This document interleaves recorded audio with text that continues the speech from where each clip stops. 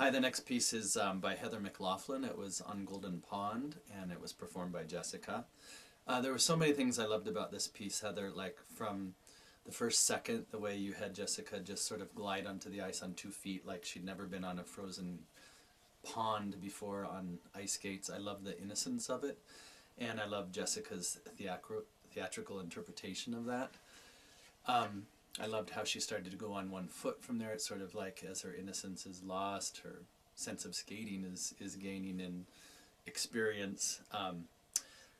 Other things I love the knee turns that had a sense of edge and circle even though they're on their knees. That's very hard to do, and sometimes people forget when you're sliding that you might make a reference to how you rotate and hit circular motion. One of the parts I really loved, and I thought the choreography did better in these sections where the emotion is building more. It's where you were doing a mohawk and reverse turns and chaînés to the left and traveling inside 3 turns. It's like da da da da da da da da ba, turning each way, da ba, skate skate skate skate, and like unveil this like beautiful Ina Bauer. Good job, Jessica. That was just a great example of using multi-directional skating and steps and turns that convey the building emotion of the music. And then I love the phrasing where you just let it all hang out in the gorgeous Ina Bauer. Those are like great moments where I really felt the body and the blade and the language of the skating came together with the music. I love the back to the simplicity toward the end of the, I think it was a rocker back inside change. I love the way you placed the free leg in front after the rocker and drew it back, change of edge, I think it was right back outside loop, I can't read my notes. Great example of simple yet difficult to execute skating. Yeah, there were so many great things in this.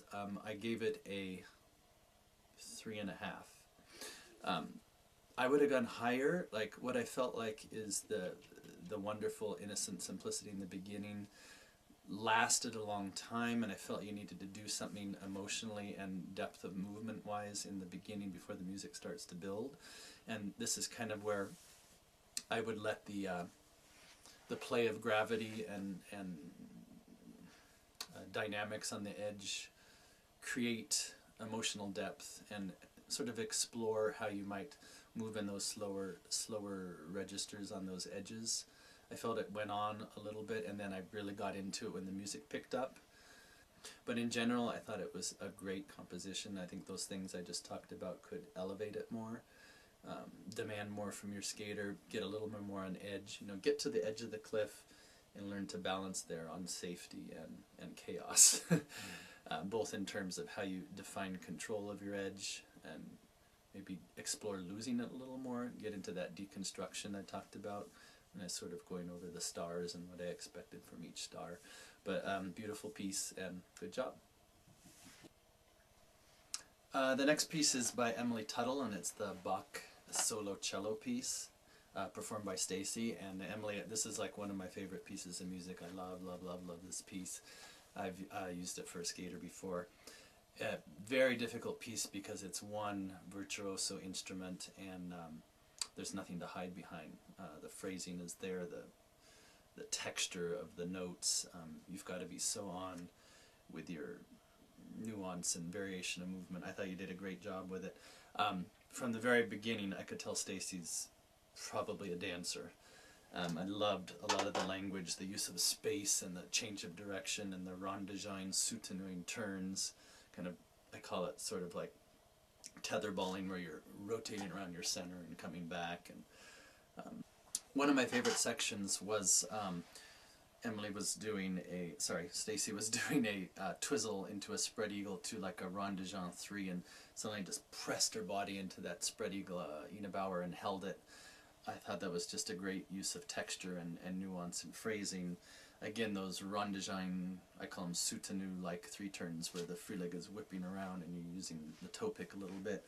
I thought that was a moment that had the most universal language, where the edge work of the skating and the dance vocabulary through the body were one. there were sections where I felt like the skating took second fiddle to the dance. Perhaps you could, you know, do a little bit more in terms of varying nuance and dynamics while on the edges. I thought when it had this sort of centrifugal movement, it was really great. The moments where it needed to sort of take a sidestep to the skating and maybe let some of the edge language come through, I felt was a little bit weak. However, I thought the piece was really great.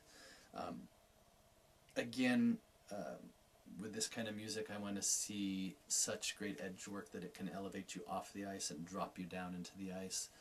Martha Graham once said that the only way she can explain posture is the perpendicular line that connects the sky with the ground, or heaven, hell, whatever you want to say.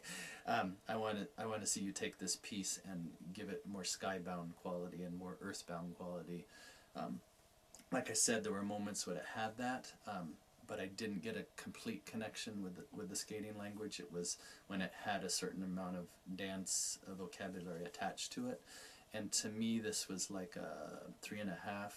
If I had that, I would have gone all the way, because I think you have such a great command of phrasing and nuance, and you know how to hit all those arpeggios that cello is doing, and suddenly they hang on one and speed up on another, and you really got that. It's just I want to see it with the 8 edges of skating. I want to see a little bit more challenge, I guess, using all that vocabulary, and even take more risk to get there. But great job, I really liked it. The next piece is Robert Mauti's, and it was called Winter, and it was performed by Wesley Campbell. Right off the bat, Robert, I really liked your approach on this, the circular knee slide that felt like a 3-turn. So again, you're starting to use this deconstruction I'm talking about. It's something that isn't really an edge that at the same time wants to be. I love the control and phrasing of the rocker counter. I think it was 3-turn hold. Again, not just because it demonstrated 1-foot skating, because it became necessary to the musical phrasing, and Wesley had the control to not only hold that edge off the 3-turn, but take it somewhere else in space at a slow speed. So I like the usage of slow skating, controlling, and still moving through space with the use of dynamics. I love the flip, the multi-directional flip, half flip one way, ending with the flip and a half. Just in terms of staging, I wish it wasn't so far away. It could have been the camera, I just couldn't get close enough, but I thought that was a great moment, and I couldn't barely see it. Other things I like was you did some kind of a battement loop, so you combine a kick, a battement dance vocabulary with a skating vocabulary.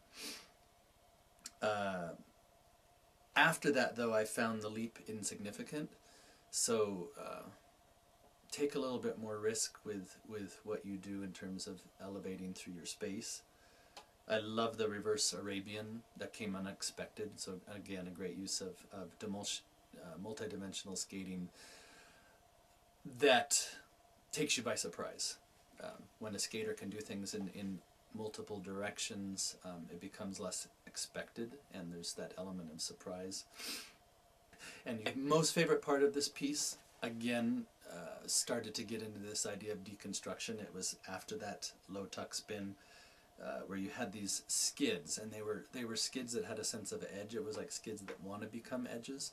So I felt that was a deconstructive moment, where again you use choreography that requires a specific level of expertise on the skater to be able to get that kind of edge flow wannabe out of the skid, because it was that combination of skids that want to be edges that kind of went with the rhythm of the music. Where I'd like to see this go to a higher level is I felt the music is quite simple, and that da-da-dum bum bum bum bum bum bum bum repeats over and over again. And I felt a little bit like it was nice and beautiful, but I wanted to see more. I wanted to see Wesley challenged more. I wanted to see those moments where he became skybound and he's off the ice be more essential to the piece. Take them higher, expand through his space higher, more drastic changes of level. I gave this piece a 4. I think it could easily have been a 5, 4.5, 5, if you had done maybe a little bit more of that. Think about, again, taking risks and going past beautiful to sublime.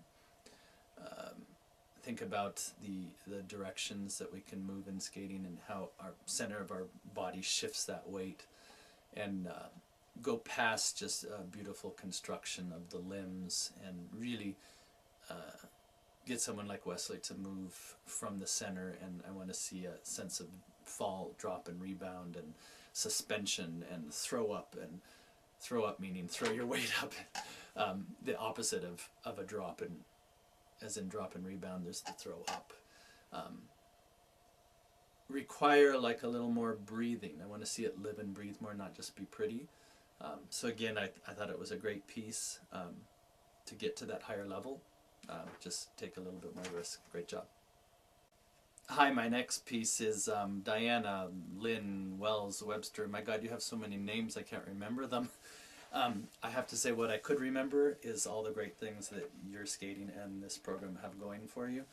I have to say, out of all the entrants, this is the one to me that captured the universal languages the most. And it was not perhaps because of the complicated, maybe extraordinary things she did. It was things like crossovers. I mean, it was the only entry that could do a slow crossover and not make me feel like it was a slow crossover. It was essential to the music. I have to say, Diana, you set out to interpret 5 stages of grief, and I really did feel that. Going back to what makes the language of skating, it is there. I mean, her hips are rock solid on her edge. Her knee action is so clear. I'm just going to go in order.